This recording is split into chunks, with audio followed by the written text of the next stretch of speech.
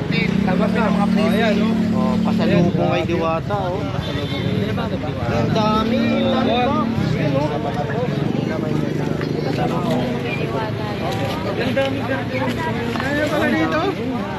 Ayan, syempre, gusto ko lang pasalamatan, guys.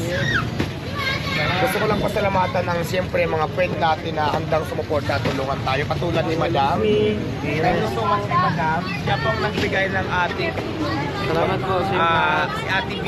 Siyempre doon maraming salamat dito sa inyong pamigay. Magagamit ko ito dito katulad ng mga kutsara, mga plastic at etc. Marami pa na magagamit natin regarding sa ating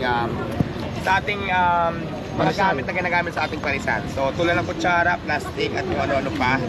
Maraming salamat sa ito, Madam, at maraming salamat sa support. Ano pangalan ng shop ni Madam? Bagitan na natin. Happy B, maraming salamat po sa inyong binigay na spoon. Ano pa itong mga nabigay niyo, Madam?